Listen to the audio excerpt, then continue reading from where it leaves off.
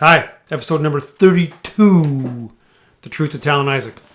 Best I'm 32. Isaac. Yeah, I'm Tal. He's Tal. Best 32 of all time. Jim Brown. Magic was the first name that came to my head. Just ahead of Magic. I'm okay with Jim Brown. I'm okay with that pick. But So, Jim Brown's good. Lacrosse. You can't forget about lacrosse. Jim Brown did every sport ever. So Yeah, Isaac did a real good Instagram lead into tonight's episode. NBA craziness. Pistons won the lottery. Oh my gosh, we're going to talk about that a fair amount in a little bit. Cade Cunningham. Yeah, fade for Cade. Awesome. They're relevant right now. And then we've got Parker and Isaac, a couple of great boys coming in to talk about the upcoming speeches and their role. No, in we're not going to talk about those speeches. No? No. I might talk a little bit We're going about to talk about whatever Parker wants to talk about. Okay, fair enough. Let's go a couple off the top things before we get into Cade, because, man, we're super excited about Cade. Woo! Okay. So, Are we talking about Cade right now? okay, we'll spend a few minutes on Cade. Okay. Then we'll go playoffs. Then we'll go Park. Okay. So I was looking at the possibilities, and I'm like, okay, so if a team gets it, like if X team gets it, is there a chance it's rigged? That's the game I wanted to play. Oh, where was I? I wasn't here. No, so like if the Hornets got it, who had a very slim chance, I'd be like, okay, that's rigged. Michael Jordan, LaMelo. I think on my way home from work, whatever you called me, you texted And me. I'm like, if Orlando wins, it's now rigged. Yeah, if if Cleveland wins, rigged. rigged. They want LeBron again. Yeah. Like Golden State. For like, sure. It seems that we're at the bottom that they're a Cade Cunningham away from maybe winning a playoff series, Yeah. depending on the team. Yeah. And I'm like, if the Pistons get it, it's definitely not rigged. And they kept going. 14 through 5. Flew by. They did very Mark Tatum, quickly. I think is the guy's name. Yeah, I don't know that dude, but He's he the was best good. Tatum involved in the National Basketball Best Tatum in sports. Yeah. But it was very exciting. But quick. We didn't have time to talk about it or do anything. I remember hearing last year they had someone talk a bit between. Provide commentary in between. Whereas I think what they did is great, right?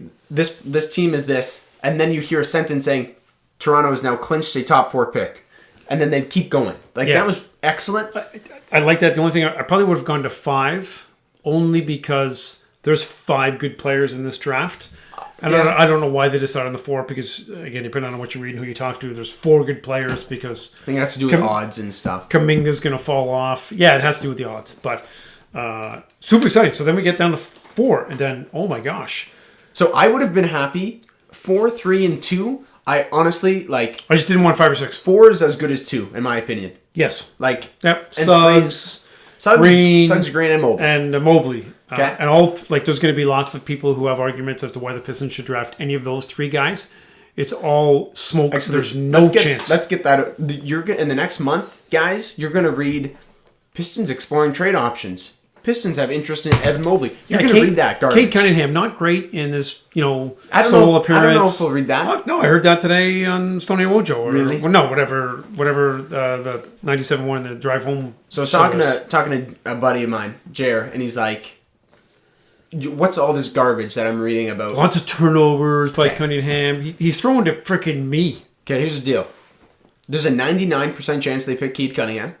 There's a 1% chance they trade the pick for everything. They're not taking a different player. I read today they like Jalen Green. I like Jalen Green. But I'm not going to pick him over Cade Cunningham. So just Pistons fans. So you're trading for Karl Anthony Towns in a first round draft pick. Yeah. Yeah, I treat him like I treat a superstar. I treat him like an all-star. Yeah. He's not obviously we don't know, but he has the potential. That's how much value he has right now. He has almost Luka value right now. I'm not saying it's going to be as good as Luka, but that's how you have to treat that. He's 19. Yeah, Cade. You can't talk, if Philly called and said, hey, what about Cade for Simmons? You're like, yeah. Simmons and 10 shooting trainers and 8 first-round picks. Yeah. Maybe. Yeah. And the shooting trainers can't be from Philly. They have to be from Golden State. I don't think the shooting trainers in Philly are very good. That's right. I don't want them. Yeah. So, awesome. Great news. Great for Detroit. Great for region. It's were a big owned. Deal. We've been screwed on so many drafts for so long. The last time the Pistons had the number 1 pick? 1970. Bob Lanier. That worked out okay. Hall of Fame. Do you know how they used to figure out who got the number 1 pick back then? Didn't they flip a coin? Flip the coin, Yeah. which is actually awesome. That's pretty cool. Isaac and I were chatting a little bit about this last night, and when's the last time something this good has happened for the Detroit, Windsor kind of sports people? Mm-hmm. We threw out a couple names: Matt Stafford, Calvin Johnson. Stafford and CJ were big. Grant Hill, that was big. That was like 94? Oh, a couple of years later now. I want to say 96 or 97. Okay. But I'm not sure. Yeah, it was after 94. But I couldn't really think of anything else. It's a really big... Like, Casey Myers for sure was a big deal. Torkelson's a big deal. But that wasn't a big surprise because they lost 110 games. Oh, the Pistons got lucky. And they have not gotten lucky a lot in the past long time. This was one of the best tank seasons ever because you got young guys who were going to play. They were exciting. We've talked about this for a long time. But they still lost. And they were strategic. Like, I know you don't like Miles Plumlee, but they didn't play Miles Plumlee. Mason. Racist. Same difference. Yeah, racist. They didn't play him a lot because... Oh, I'm just getting a call. Plumlee family, you've been canceled. Sorry. Okay. All right. Okay, we'll talk about that a little bit more afterwards. Yeah, in a month, we're going to do a whole draft thing. Oh, for sure. Maybe just a Cade Cunningham episode. Maybe a where will the Pistons be in 1 year? Okay, we actually need to try and get Ben Wallace on the show. Ben Wallace! What's the worst thing that happens if you reach out to Ben Wallace's agent? I've messaged like Jimmy a few times. Jimmy. No, find out who Ben Wallace's agent is. Okay. All right. And do that. That would be cool. Like, he might be like, sure. Yes, he might. He doesn't regularly listen to the show. Remember, I got an email from Dennis Rodman in like grade 7. Yep. From his trainer. Yep. Not his trainer, his assistant. Anyway, it would be cool. Actually, any ex-Piston. I'll contact all, actually. Terry Tyler. Like, anybody. I want Terry Tyler was like Svi early Mikhailuk. That's who I want. Yeah, see, he doesn't get a lot of action. Yeah, Svi, yeah. If in Svi North gets America. DM, Where's he from? I don't know. Slovenia, one of those like places like that. I don't know. One of those places that used to be under the Iron Curtain. Yeah. Okay, off the top, a couple of things. Tigers and Young Guns, Mize, Skubal, Manning. Like, that's all they got. Manning was great today, by the way. Did he? I know he great. won. They got 3 guys who are going to throw for a long time. Like, I'm really excited about this. Yeah. Really quickly, scope. Extend him, trade him. Trade him. The Tigers are starting to get some pieces in place. The one piece that they're going to have to sign, shortstop. Carlos Correa. Spend the bank. Spend the money. You know what? Get him. Like, they are, other than Miggy, they're not spending any money on anything because they've got all these young guys. Young guys and 1-year deals. I'm fine next year, like in this offseason, spending some bucks. Correa's going to know, listen, this team is going to be really good over the next couple of years. Okay, awesome. I'm going to take some bank. And he's probably buddies with AJ Hinch, right? That's good. I never thought about that. They cheated together. So. Yep. Altuve? Well, they all cheated. Altuve was... No, but do we sign Altuve too? He's in the middle of a contract, isn't he? And he's going to make $80 million a year. I don't want to deal with Altuve. Correa, I'm not going to have to pay that much. And Altuve is 5'3". I have difficulty paying somebody. And he cheats. 5'3". They all cheat. The most. Yeah. Anyway, Tigers are fun to watch. Young guys are hammering it. Badu. Yeah, he's back on track. Yeah, they're good. Oh, just Bad Boys. Shout out Bad Boys. And then this is the over top. Put my head around. Over the top. Good movie. Feel like a truck. No one gets that. Very few people. Very few people do. If any Downs are watching, they probably get it. Yep. Okay. Hey, Coach Downs. Hockey. Go Habs. Man, like... Yeah, it's cool. Why do we like Habs fans and Maple Leafs fans annoy the crap out of us? Not just us, like every other hockey fan. But people are like, oh, Habs fans, yeah, they seem to be good dudes. I don't really get it. I think that's made up, but... No, I think it's true. Okay. Yeah, we should do a survey. Can you do that too? After you get Ben Wallace on the show, can you do a survey to find out why Leafs fans are annoying and Habs fans are pretty cool? Okay. Be good. Scherzer and the sticky stuff. Like, you're a big Scherzer fan, so kind of tell us what happened. Umps were just checking Scherzer like 3 times a game. Like, they did it 3 times in a few innings.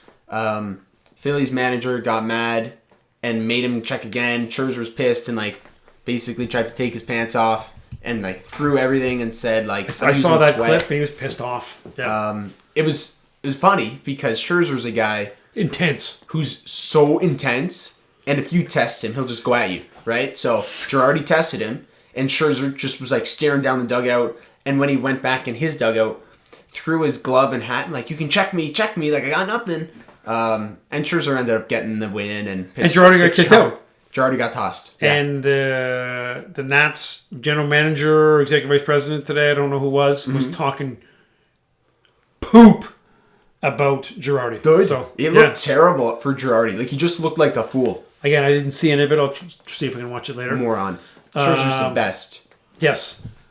So, on the woke front, dude from the Raiders, Nassib, what's his last name? I don't think it's Nassib. Nasir, maybe? Nasir? I don't know. Guy came out of the closet. Awesome. Shouldn't be a big deal, but it's a big deal for an NFL guy. Yeah, and actually, everyone tweeting stuff back at him was cool. Yeah. Right? JJ Watt, like everybody was. Oh, that's actually, I didn't know that happened. That's cool. Saquon Barkley. It needs to not be a big deal.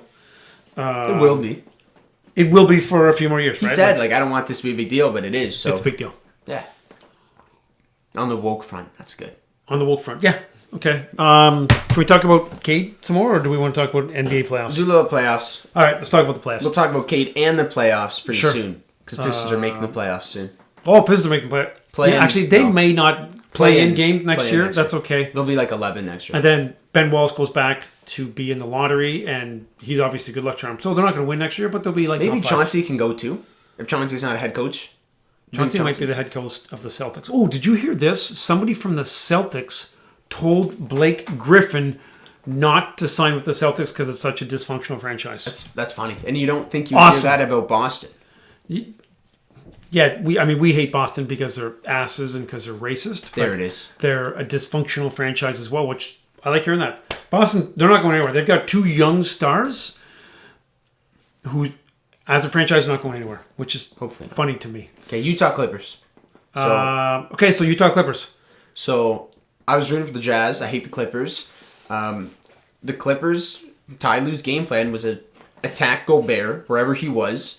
And the way it worked out was Terrence Mann was that guy, and he stepped up big time. I mean, Terrence Mann, it was Pat Bev. It's a lot of Terrence Mann. A lot of Terrence Mann. But Reggie. And they just didn't react to that. And this shows, again, a coach failing to coach. You need to do something, right? Whatever you're doing is not working. So you got to sit Gobert because you were getting chewed up alive. Defensive player of the year. Gobert's another one of those regular season stat guys. He gets lots of easy buckets. Yeah, he does play some good D, but in the playoffs, people are going to go small. They're going to take advantage of him. Like again, Ivica Zubac was giving him buckets. You told me about the pick and roll. He said just watch the fourth quarter. So I just watched the fourth quarter of that game on some cool YouTube summary thing, and it was amazing. It was like play after play after play. It was like a replay. But it was different plays. Wide open threes. Because Gobert can't go to the perimeter. No, cannot. So it was good to see Gobert lose, but I did want to see Joe Ingles and D-Mitch and Jordan Clarkson, the Utah boys. Yeah, listen, we got to give the Clips some credit, right, man? Reggie. PG had a good game. PG did have a good game. PG we'll talk about the PG Suns in a minute. Quick issue with the Jazz before we move on. Last year in the bubble, they blew a 3-1 lead to Denver. Then they just blew a 25-point lead, second half lead to the Clippers. Like, I don't really get it. I don't know if it's coaching or if it's game plan, but Jazz got to shake something up, I think. Yep, for sure. I think this might be their peak. This is one of those things where with Gobert they can't win with their current lineup. So how do they break it up? Ship Gobert out to some team that doesn't play it. Ship him to Portland for something, for CJ McCollum.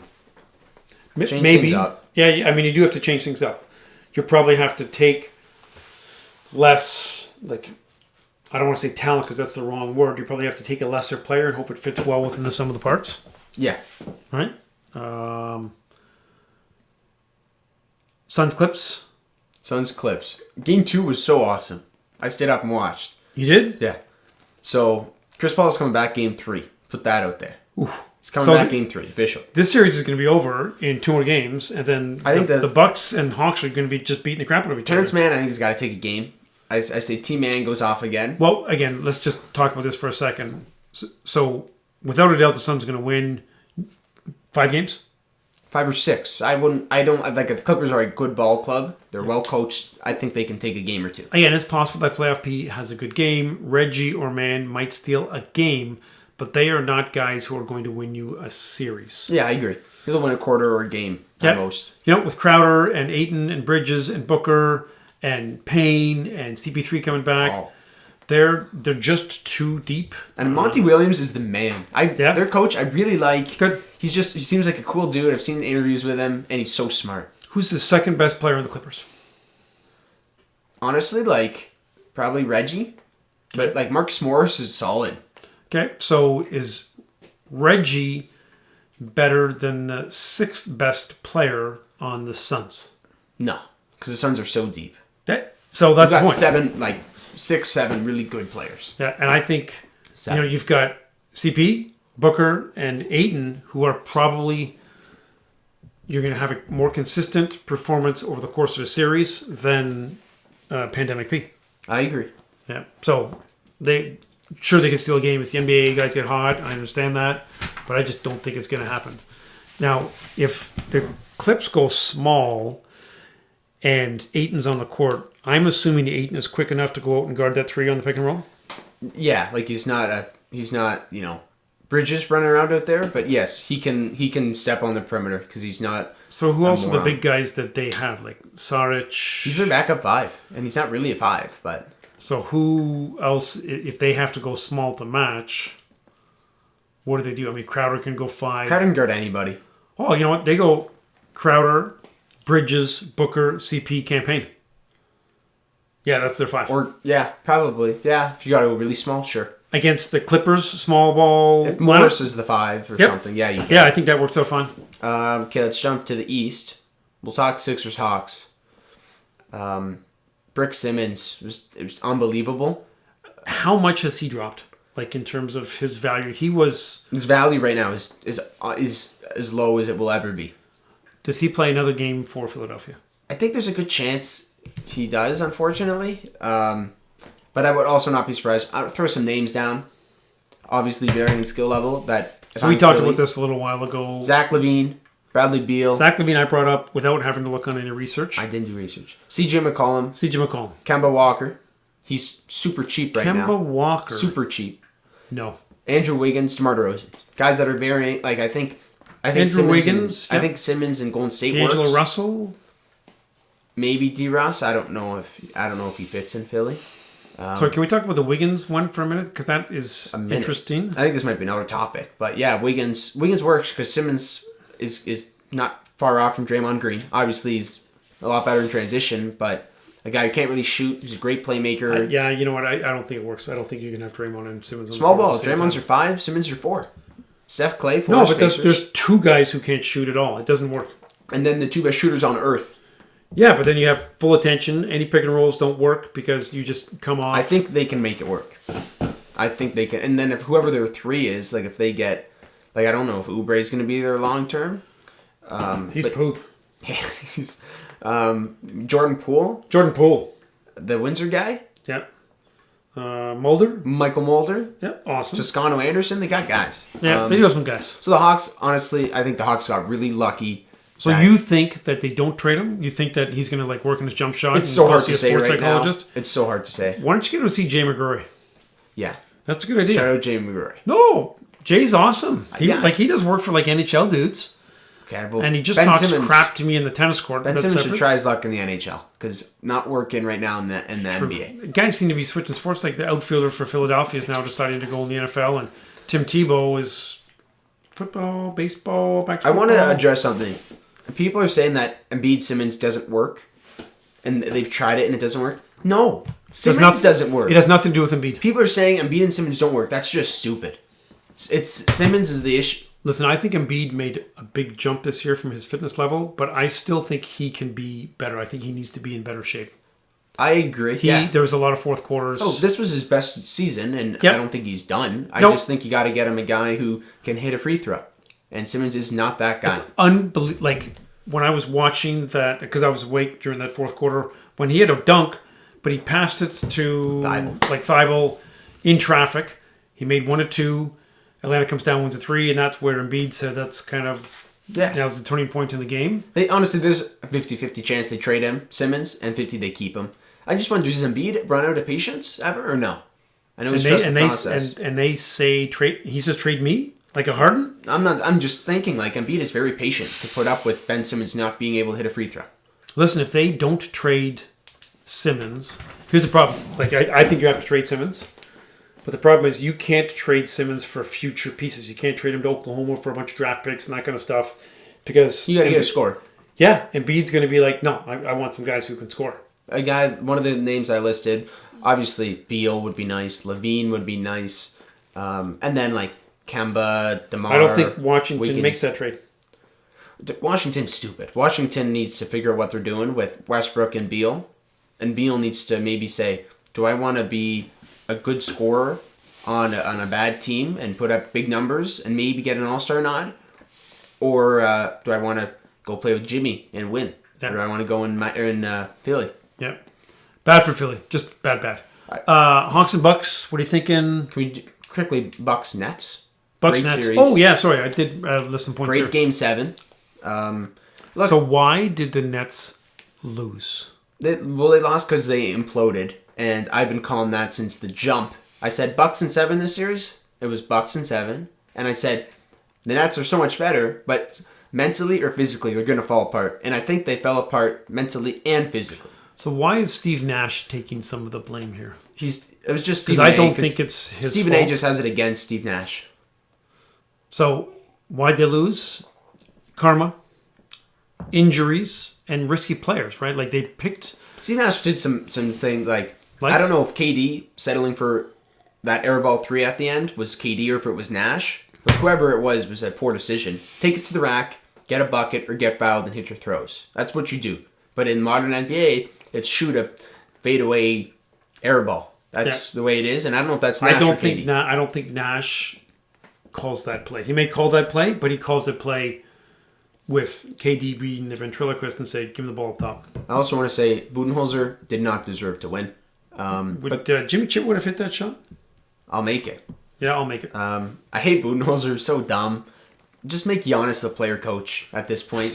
Or maybe Drew Holiday, because he's really smart. So you brought up a good point, because I'm like, Milwaukee has not played well in the playoffs. And actually, they have. They played pretty well against Miami. Oh, yeah. A couple games. They played poop. Like, it was not a good series. Like, nobody played very well. I think that's a positive for the Bucks. I think so, too. And also because they did show that they can play well. Like, Holiday didn't play well. Middleton had some good stretches, but he had some bad games.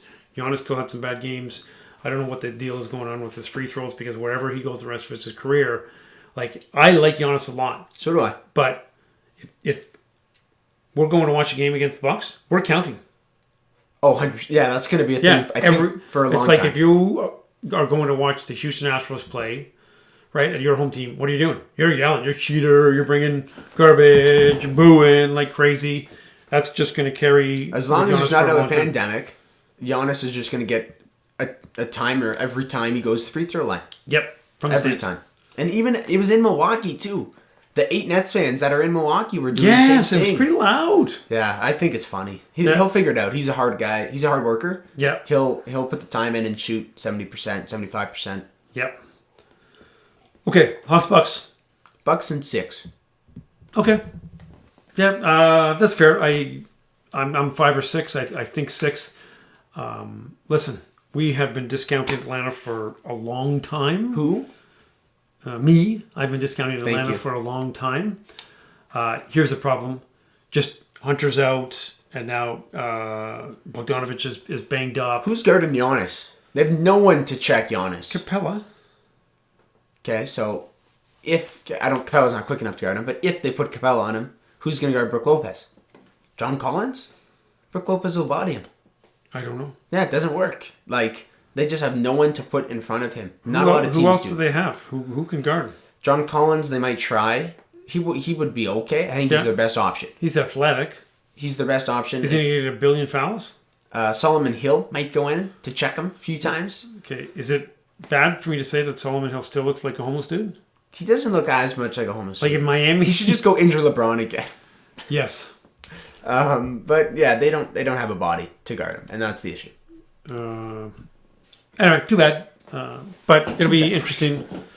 No, too bad for Atlanta. Because I honestly, if they were healthy, I'd be like, okay, this series is going to go 7. Mm-hmm. So Isaac is going to queue up Parker right now. I'm just going to talk about these boys for a second. So obviously I've known young Isaac for a long time, but I've known Parker for a few years as well.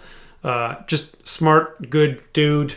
For those of you that don't know, Isaac is the class valedictorian and Parker is the salutatorian. So I think there's got to be a YouTube channel that's supposed to have a link to their speeches. I will put it on the Instagram account because now I have access to the Instagram account, so you guys can listen to their speeches. They're pretty good. Isaac's is pretty light, not real deep. I think Parker gets a little deeper because he's a serious guy, and I think he's smarter than Isaac as well. So there's that. Parker, can you hear us, man? Parker, can you hear us? So we're having a couple of AV difficulties. I can hear you. Perfect. Okay, so Parker, can you hear us? Parker, welcome to the show. How you doing, buddy? Parker?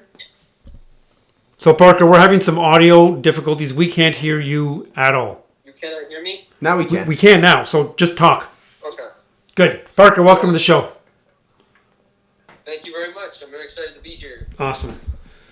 So, you didn't hear this, but I did a quick shout out to you and Isaac for your honors, and we'll put a link to the speeches on our Instagram page and our YouTube page, and we're looking forward to it. But let's talk about sports and what is on your mind today, Parker. Parker's probably not talking sports. No? Movies. Yeah, Parker's a big movie guy. I got the game on in the other room, the Bucks and whoever they're playing. What's the score?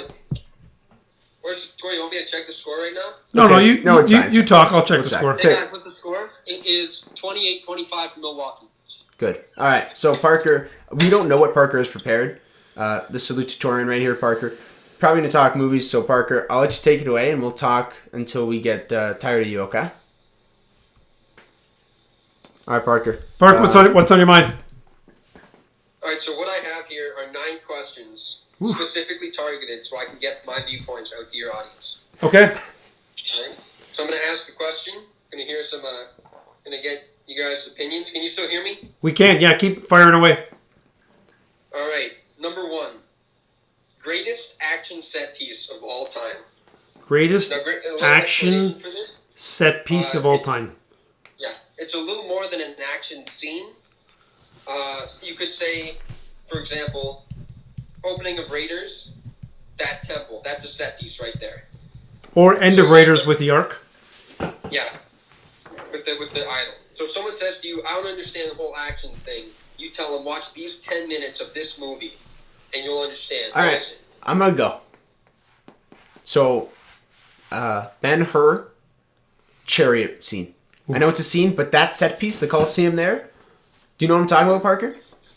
I do, yeah. That set piece is nuts. So, did you know that Russell wore his Rolex for that entire scene? Yeah. And they didn't find it out until later?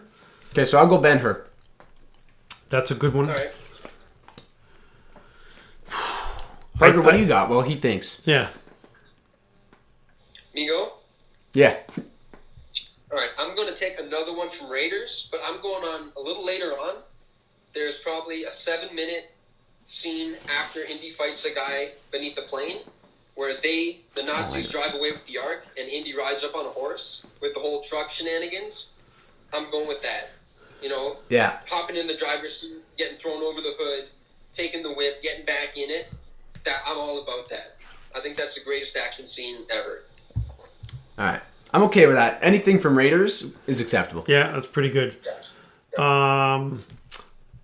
Bruce Lee, Enter the Dragon, when he fights like 70 guys and then has to fight Kareem and then fights that other dude. That was pretty good. Anything Ip Man. Yeah, Ip fighting like those 75 guys in that fish warehouse. That was pretty good too. But I'm going Bruce Lee, Enter the Dragon. What else you got?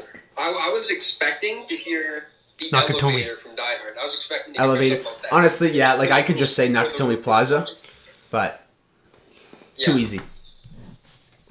Yeah. Okay, keep going. All right. Second question. Greatest horror movie of all time. Or just throw out a couple. What do you think are the best? Okay. You might not count this as horror, but like, does Predator count? It's definitely horror adjacent. When I watched that, I said it has some elements of a horror movie and survival movie and and it blends in very well. That's a great movie. What about 7? Yeah, I wrote down 7 and I wrote down Psycho. 7 and Psycho. I like the Hitchcock. I like it. Yep. Good. Okay, what do you got? Personally, first off, my opinion, Silence of the Lambs, greatest film ever made. Okay, it's wrong, but it's okay. Can't argue with that. That was a really, really good flick. Shawshank, but... Yeah. Second off, I think John Carpenter's The Thing. Yeah. Oh, that was good. Yeah, greatest pound-for-pound horror ever made. Yeah, good take. So many different elements to it. And just to shout out a slasher, I think Black Christmas is one of the best. Black Christmas is good. Have you seen that? It's I've pretty not freaky. seen it. It's really... Yeah, Black Christmas is a good dig. Right? So, folks, watch Black Christmas. Yeah. Okay, Parker, keep going quick. There's an interesting one. Dreamcast biopic. Choose any actor to play any person in a movie about their life. What are you taking? Does the person that's being portrayed have to be real? Yes.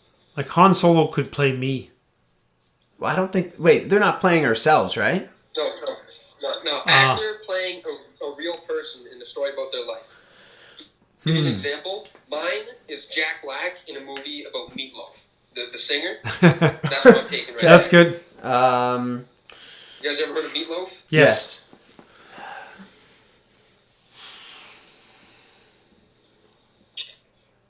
All right. All right, so you cut out for me. So Tom Brady is the movie, and I'm gonna get Tom Hanks to play Tom Brady. I think. Are you going 90s Hanks? Are you going peak Hanks? Can we DH? Like Philadelphia? Yeah, like Philadelphia Tom Hanks. Well, yeah, he'll do. Yeah. But with a little more muscle. Okay, I'm gonna have to pass on this one. I don't have a good one. Yeah, you're not smart. What else you got, Parker? Right. So name one actor who you think everybody should have seen films by, and name a couple films that are the best ones. De Niro, Godfather 2, and Goodfellas. Or Casino, sorry. I gotta go Stallone, right? I gotta go Stallone and... Too obvious. Okay, then I'll go... Donnie Yen. Ip Man 1, Ip Man 2. Okay. Donnie Yen. Alrighty. What do you got? I'm going classic. I'm going Jimmy Stewart. And I think if you're listening to this right now, go watch Mr. Smith Goes to Washington. Greatest political movie ever made. Yep. Amazing suspense movie. And around December, if you haven't seen it, or if you have, put on It's a Wonderful Life. So these like weird 50s movies? Yep. Yeah, but those are two good choices. Okay. I like that one. Yeah. What's next on the agenda? Right, so, who should have had a better career? Looking back, who was an actor you think just should have gone a little bit farther? If they had had one huge movie, they could have made it. Who do you think that is?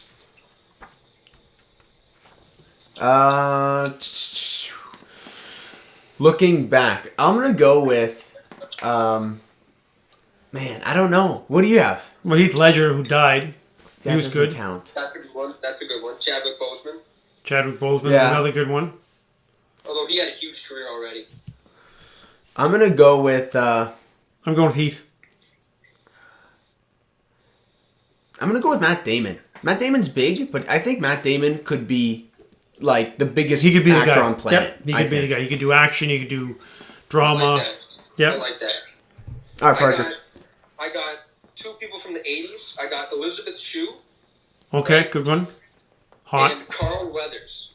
Carl Weathers is nice. a great call. Yeah. Yeah. He could have been the man. He was what? Apollo Creed. He was the second lead in Predator. I feel like he should have had his own franchise in the 80s. There was room for him. They did. There was room for him. What's the one? Action Jackson. Action Jackson did a couple. But they didn't do a. Happy Gilmore, he was a solid character. He's Chubbs. All right, Parker. We got time for one more. What's your best? One more? Alright, what's my best? Name 3 movies you know are bad, but will defend no matter what. Okay. You go. Because I got a couple that come to mind.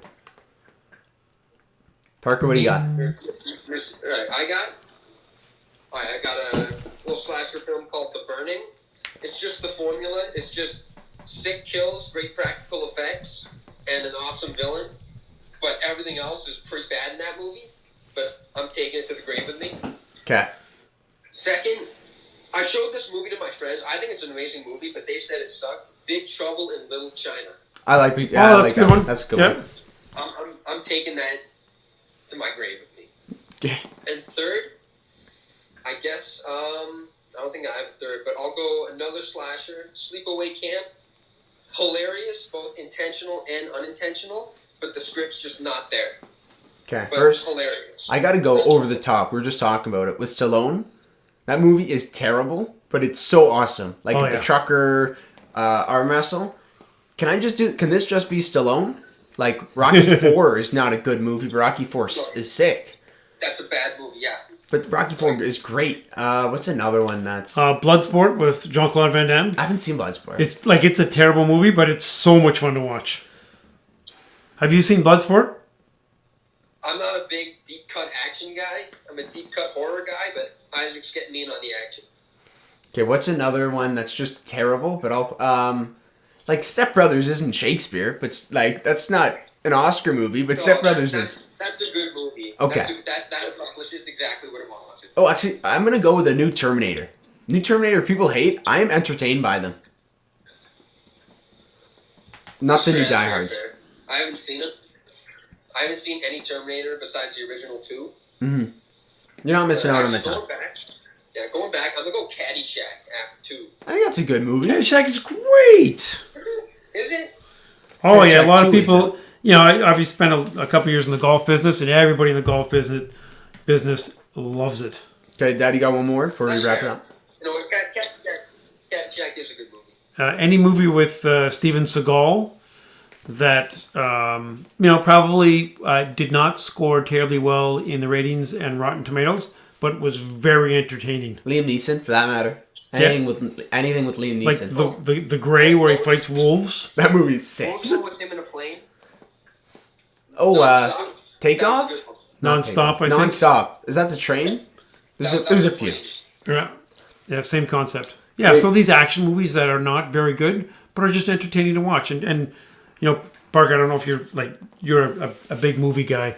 Sometimes movies just have to entertain you. They don't have to, Life is Beautiful was an amazing movie, and I thought about it for days and days afterwards, and that's cool. But sometimes the movie can just provide a little bit of entertainment and enjoyment, and you're like, yay, that was good. Yeah. Yeah. And if you want, I don't know if this is a family-friendly podcast. If you want kick-ass, just entertainment popcorn movies, John Carpenter's the guy. He's the thing. Entertaining popcorn. Yep. Not a whole lot behind them. Even his better ones, like The Thing. There's no symbol. There's nothing nerdy in those movies. The Thing was great. Just straightforward popcorn movies that are amazing. Halloween. First Halloween. Yeah. Big Trouble in Little China, just amazing. Yeah, Big Trouble in Little China was an excellent call. Okay, Parker, we're wrapping it up. Thanks for coming on. Yeah. Thanks for having me. What do you got to add Isaac Tudor, the right choice for Salutatorian. Thank you, brother. Yeah. Two good choices of you two dudes. So thank you very much. Two good community dudes who have helped with a lot of different things. Hey, Parker, by the way, we're doing some more volunteer clinics on Saturdays. Hopefully you're in to help. I'll be there. Again, these dudes have given days and days of their time to help with some community drive-through vaccines with the Janssen jab. I have helped for old people. Yeah, but as Isaac describes me, I'm just sweat, right? I'm all effort. Yeah, sweat, try hard. Yeah, sweat, try hard. That's what I got. Mm-hmm. Listen, lots of good NBA stuff, lots of NFL, MLB, hockey. There's so much going on in sports right now. It's a very good time to be a fan of the Detroit sports teams. We're on the rise. There's so much momentum. I think it really times well with our podcast. They probably saw our pod and said, okay, now, Adam Silver saw it. Yeah, let's put the foot on the pedal and say, okay, go. And Adam Silver wasn't planning on giving it to Detroit, but he saw our pod and he's like, you know what, these two dudes deserve Cade Cunningham. Okay, the only question is, what number is Cade Cunningham going to wear? 2. Oh no, wait retired. A second. Chuck Daly. 3 retired. 4 retired. 5 is on the board. 1 is Chauncey off the board. 5 is on the board. 0 is on the board. 00 is on the board. No, don't double zero. That reminds me of Robert Parrish. Okay, 0-0 looks sick. I know it was Robert Parrish, but that looks We're going sick. number 5. It's going to be 5 or 0. But it would be cool if you just wore like a weird 72. number. Like that would be sick. But I'm getting a jersey or a shirt. I'm really excited. For sure. Okay, say bye to Team Tal Nation. Wrap it up. Peace out, everybody. Go buy some swag and follow us on all the social media things. Okay, thanks Team Tal Nation. See ya.